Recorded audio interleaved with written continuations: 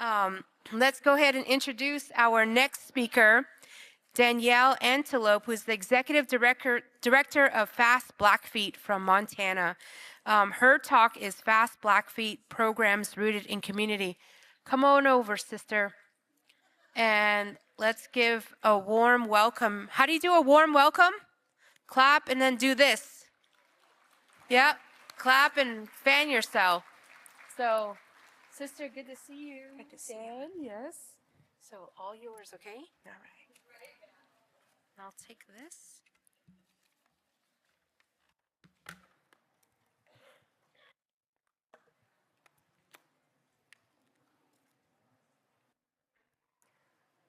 Okay, relatives. Oh, wait, do I not even need to use that? Nope, it's just there for show. All right. Okay, Nistu Astansky, Nadanagu, Danielle Antelope, Nitadapi Asita, Nitadapi Amaskapipikani. Hello, my name is Comes In Singing. I am called Danielle Antelope. I'm from the foot of the Rockies in Browning, Montana, and I am Amskapipikani, which is misnamed Blackfeet. We all know in this room, and I don't have to say it, but if you can pronounce it in English, then it's not our real name, right? I loved hearing all the language and all the ways that we introduced our people with our actual names. So today, I forget, I don't have to look behind me. I'll be talking about Fast Blackfeet.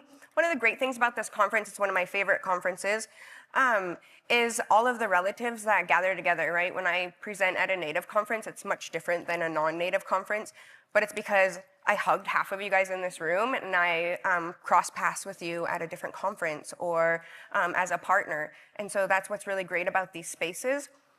We heard a lot in these past presentations about all of the traumas that are ingrained in the destruction of the food system. And I'm gonna summarize that in a video and then talk about really creative solutions that we have done in our community. A good example that I was thinking of how unique our communities are and how we have to customize them to our tribal communities is the same as the vendors outside, right? As I was walking through the vendors, I was like, oh my gosh, I never thought of that. Or that is beautiful. Like I bet everybody's seen something that was amazing and something that you never thought of. And that's the whole point, right? We don't all know, and we come to these spaces like this to learn and then take those home. And on that note, go support the vendors. Oh, I keep looking back. We could play the video, please.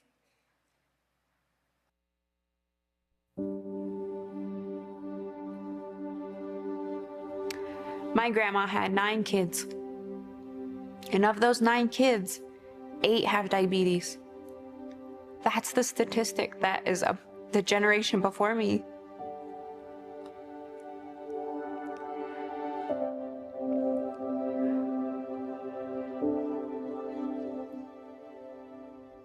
When I graduated high school, I was 180 pounds and severely depressed. And if it wasn't for learning the history of my family, our food story, our health story, I wouldn't have got the power and the motivation to change it. Diabetes did not exist in my great-grandma's days. She grew up on traditional diet. She knew the buffalo, the wild game, and the 200 plants that we used for food and medicine. And then the government came through and mass murdered the bison. And as people starved, they had no choice but to take that ration box, oil, sugar, beef. My mom, Ella, grew up thinking that these are the good foods, processed foods, high in sodium, high in fat. This change of the food system was inflicted upon our people, upon all tribal nations. We were not food insecure people. We had a sophisticated, sustainable food system. It wasn't just nutrients that it gave us. We also had to be on the land to collect those foods, to hunt those foods, which required us to get involved with our bodies. which then helps us mentally, physically, and emotionally. That's the purpose for us, to save our food system. I left 2 berries there to give their seedlings. To lead us back to eating land-based, to eating season-based, regional-based. Wow, that got dark really fast.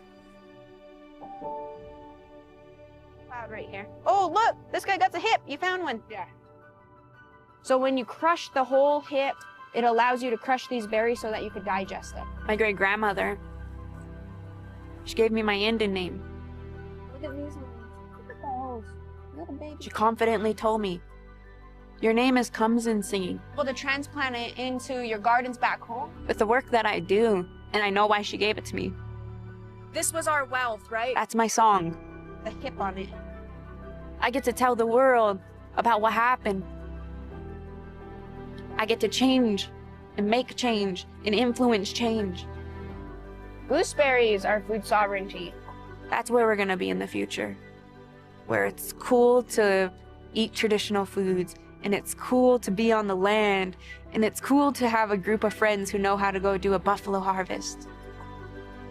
The big one. That's the future.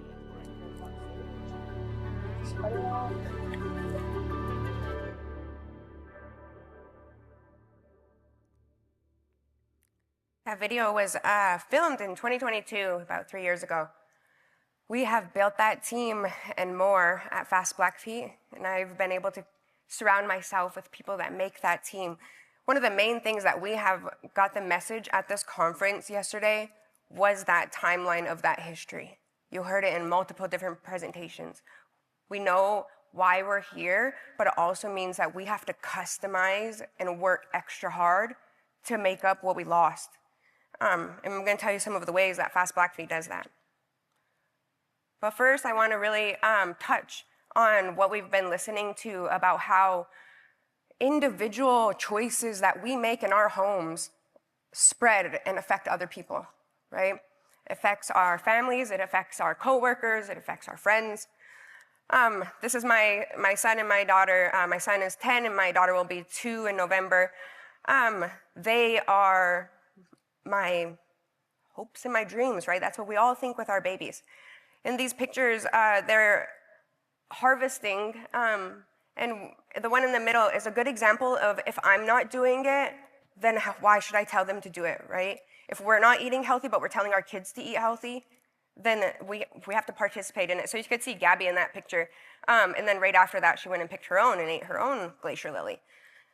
I also wanted to share this picture of her eating buffalo spaghetti. We all eat spaghetti.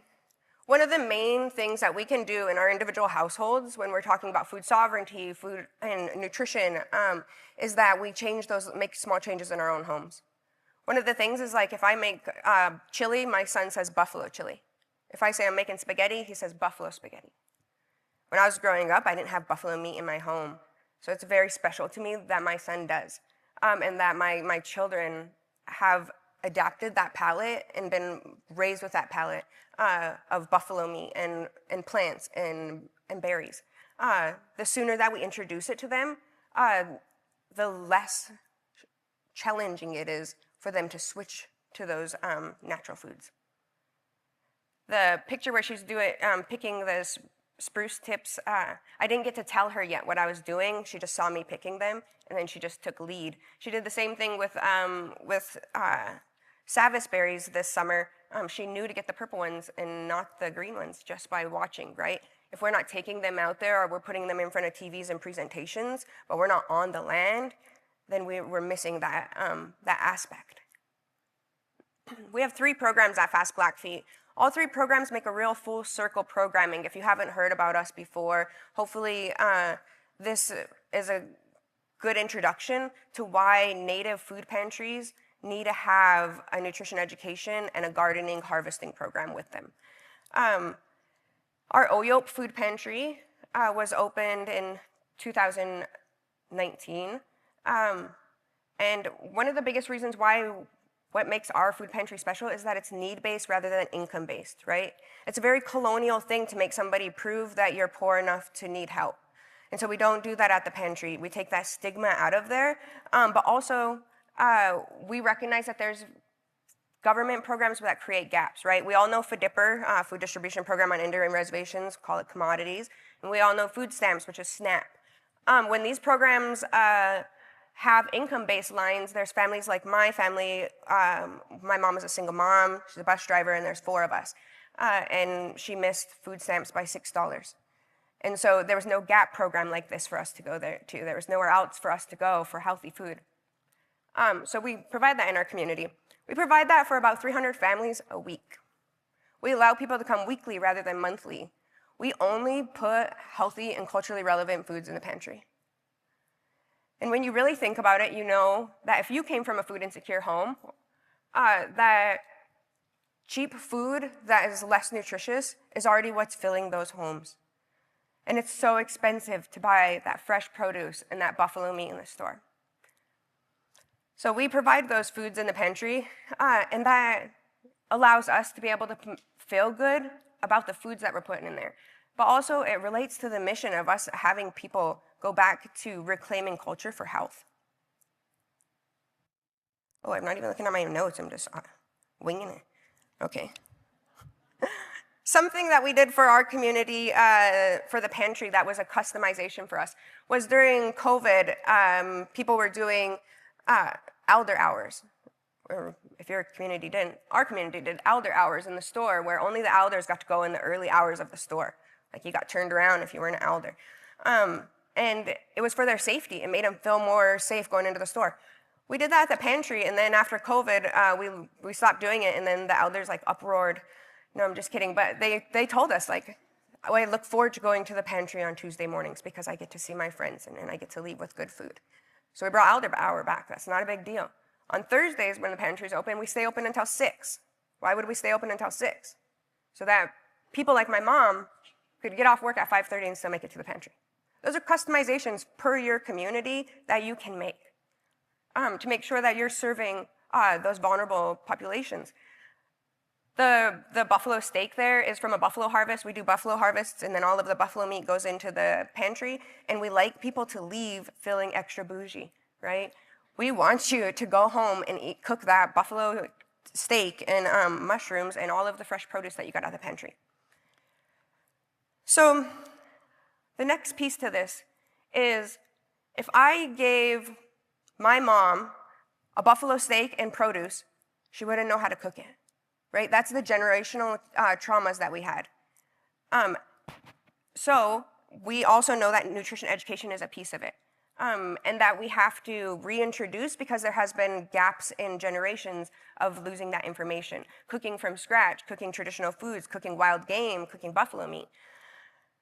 One of the things that we do in this program, and we just heard about it in some of the past presentations, we do voucher program where you're able to meet with our registered dietitian, and then she gives you vouchers to go to the store for produce and for buffalo meat. And that was a customization that we did. So we were already giving out vouchers for the produce, but then we also were able to add the bison meat. The cool thing is she gets referred for those appointments for people that need to see a dietitian. And if you are from a reservation, you know that it's very hard to have multiple registered dietitians. So that's something that we do at the pantry. We also do cooking classes. We do all kinds of cooking classes. My team is really good at customizing it, right? They're like, what do you want to learn? And then they'll sit there and make sure that they have a curriculum and a message for that group that they're going to be doing a cooking class for. This one with the mom and her daughter is a traditional foods cooking class. And so cutting dry meat, learning how to cut dry meat. One of the cool things that we do at Fast Blackfeet is we bring in cultural knowledge holders because we know we don't know everything. And we can't know everything. We're a team of 10. But we know that in the community, there are people that know these things that we want to teach other community members. And we know that they don't have to have that Western badge or that degree to say that they do it. We just have to ask in the community who's the best dry meat cutter, and then we just get navigated there. I'm just kidding, but we do cultural educators, and we pay people for their knowledge. So if you do cultural educators from your community, please pay them. We also do samples in the pantry. So here's Kishana in this picture, and it's like Costco. So when you go into the pantry, you smell food and there's samples there. This is really cool because the pantry team has to communicate with the nutrition education team. And the pantry team has to tell them what ingredient is everybody skipping, right? Nobody's picking the beets or they're skipping the lentils. So then our nutrition education team will make recipes and samples and then be able to get more people to take them off of the shelves. That's a good way of like not guilting people, right? And saying, no, you can't take anything, you can only take the beets. Because then you're putting them at a disadvantage because they're not taking them because they don't know how to cook them most likely. So the samples help really well. And then a lot of accommodations for accessibility and for children as well. So you can see they have like special cutting tools that he's using in that picture. So they're really good. The team is really good at making sure that everyone feels welcome and everybody feels capable of learning how to cook healthy foods. They make me so proud. They're all sitting there. Our other program, our third program that stemmed out of COVID. One of the things during COVID was we really started to see in Indian country people going back to traditional foods. They wanted to know what kind of teas to drink. People wanted to start eating healthy. People wanted to start exercising during COVID. And it was because we were starting to recognize who was getting very sick and who was ending up in the hospital. And so in the efforts of that, we started to see our community become more health aware. And so we wanted to we wanted to take advantage of that. We wanted to encourage that. Take advantage is a bad word. We wanted to encourage that, so we created this program, and we do gardens, which are like the gardener gets an option if they want vegetables or tea plants or a mixture of them. And then we bring in all of the supplies, right? The raised bed, the soil, and the plants, and then they get to take care of the garden. The number one thing that was customized on that was not doing a community garden plot, but doing them in the backyards of people's homes. And we didn't really understand, I didn't expect to see some of the stories and results that come out of that. We had people who mourned with their garden, right? Woke up in the middle of the night and had a really hard time because they're in the middle of mourning. So they take their coffee and they go outside and they water their garden. We had people that their kids helped water and take care of their garden, and then pretty soon all the neighborhood kids come over and help take care of the garden and water the garden. Pretty soon the gardener was out there teaching all the neighborhood kids about what yarrow is and what peppermint is and what bergamot is.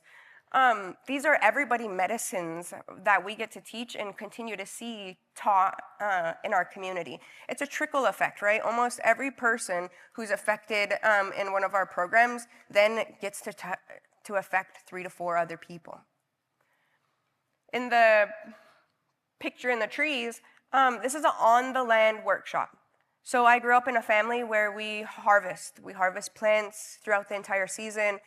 We have family medicines and we do roots in the fall time. But not everybody in our community have that opportunity or have that still in their family. So we provide that to the community, right? Because being a good relative is not hoarding stuff. It's recognizing that people want that information. People can really make impact and change with that information. We just gotta be willing to share it. So we do a lot of that at Fast Blackfeet. And this one, we have a cultural educator there with us, and she's showing us licorice root, or actually she's laughing at that little tiny shovel that unfolds. And we were getting ready to dig up licorice root. This is a really good example of how you can put something out for your community and have people sign up and then come to the event. One of the things I would say if you tried to do this program in your community or something like that is we do them in public spaces, right? We don't want to set people up for failure. We want to make sure that they are in spaces that those community members can keep going back to, right? That's a tribal campground that we're at in that picture. So tribal campgrounds, the Glacier National Park, any public space or road that people can go back to is where we host our classes. And we teach the ethics of it, right? It's very customized to our community. We tell them about everybody medicines and family medicines, then we help people identify them. But we start with the ethics of giving an offering, not taking more than you need, having good energy when you're on the land. All of those things that I learned in my family just growing up, but And we didn't have to ask why, or we didn't have to have grandma prove it. We just knew.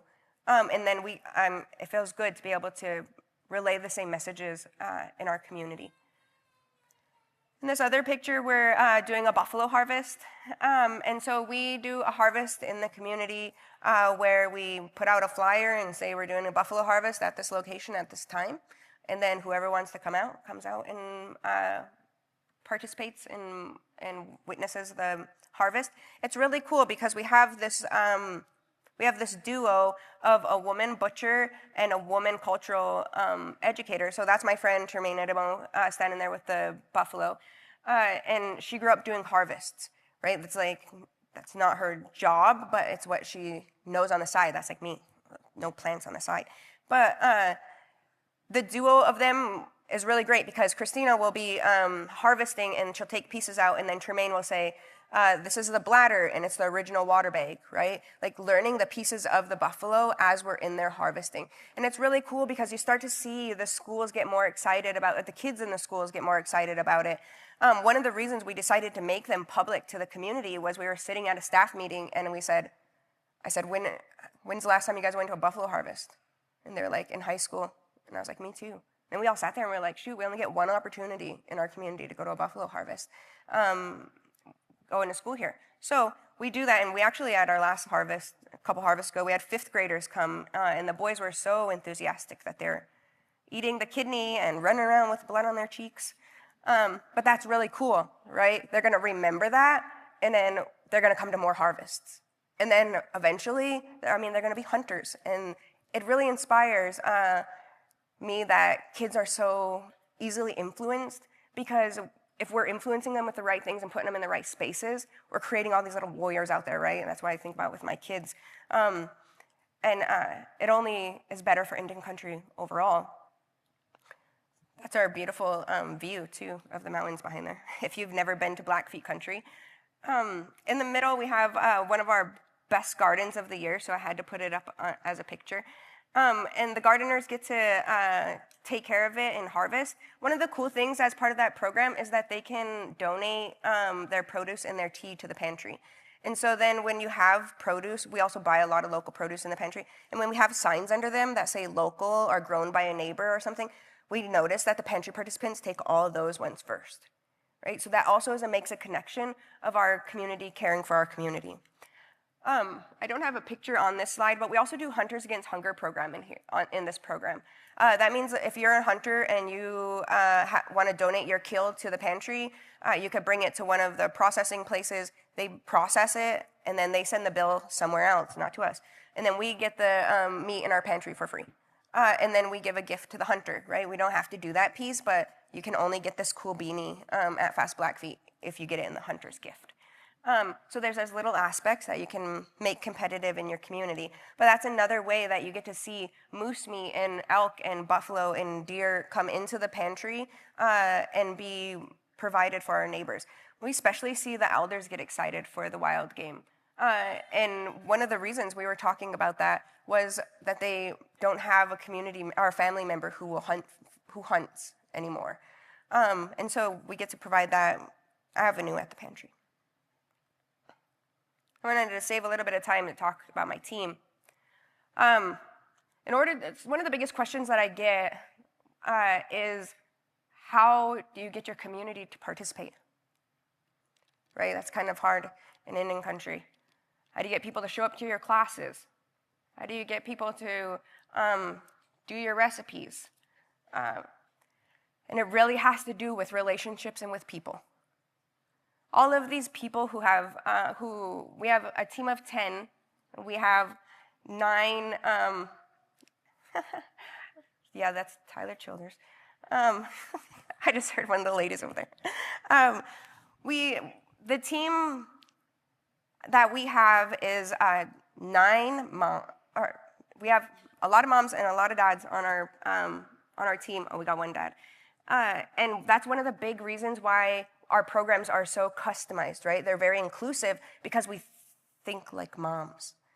And we multitask, and we can do like 10 things at one time. And all of those program things that I just told you guys about really have to do with the team having the passion for the work that they do. When each of these employees were hired, one of the main things that I listened for was that they wanted to do purposeful work, that they already recognized and seen what Fast Blackfeet was doing in our community, that they participated in one or more of our programs so they can talk about our programs and how they affected their lives. They all see the vision. They all see the healthy, food-secure Blackfeet Nation. And that's really what you need. You need people that are there for the work, because nonprofit work is work of the heart.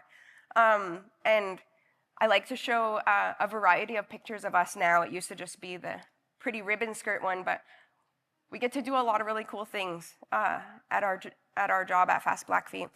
And one of the things that I really encourage in Indian country, if you're an employer or if you have the power to make that change up, is a wellness initiative.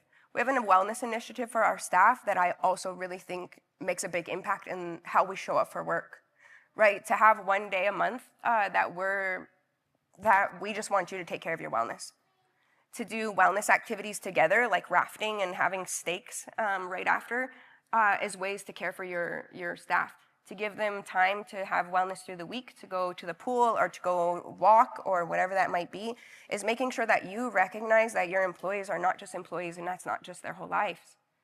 But who you are and how you show up reflects on how people pour into you. So make sure that you're pouring into yourself and that you're pouring into others. Thank you. If you want to learn more, fastblackfeet.org is our website, and we're on all social medias at Fast Blackfeet.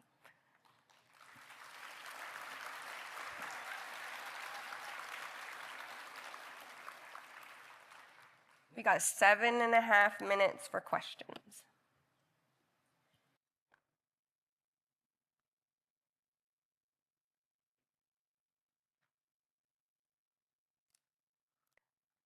I would like to start a program. How would I start with funding something like this? That's a good question. Where's Richard Allen? FNDI is who got us started.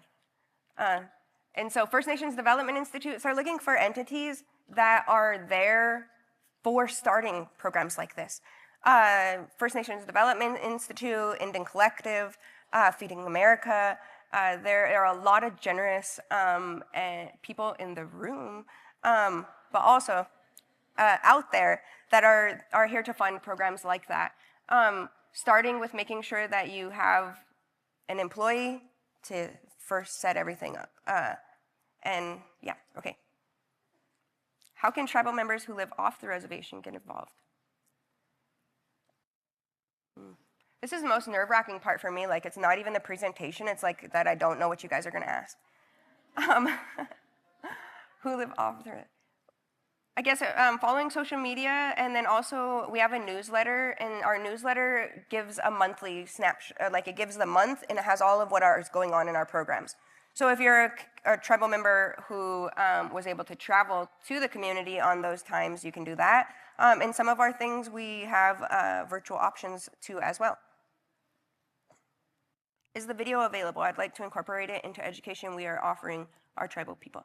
Yeah, the video is actually funded by Walgreens.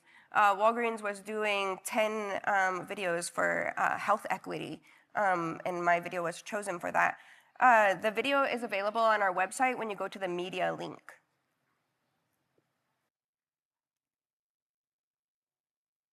Has the participation in the food pantry increased with the current economy?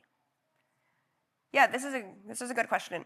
We've been hearing about it, about different federal programs that have been cut. One of the great things about our program, which it's crazy that it's a time like this now, but we don't rely on federal funding and we don't have very much federal funding. Well, we don't have federal funding directly to us. So that doesn't, try to stay like that. If you could do that, try to stay like that. It's crazy because just a couple years ago, right, people would say, do you have federal funding though? And then that was like a stamp that you can jump through enough hoops to be in a federal funding world. And now it's like, do you have federal funding? And so it's cool to like be there with that transition. So we have had, wait, I'll go back to that one. We have had increase, right? I've been talking to funders about this. We had to increase our entire food pantry budget by a good 30%, and that's food pantries across the nation. Because a lot of things are happening. One, federal programs are getting cut that provide free food, like TFAP, Temporary Emergency Food Assistance Program. That's one that we used to get a free food from, and now we don't get the free food from that, but we still need that amount of food, right? So then we have to make sure we've covered that food. At the same time, the cost in food is increasing, so then that increases the pantry budget. And at the same time, we're getting new pantry participants that haven't needed the pantry before because their jobs have been affected by federal cuts. So we are seeing nothing but increase. So I guess yes is the answer.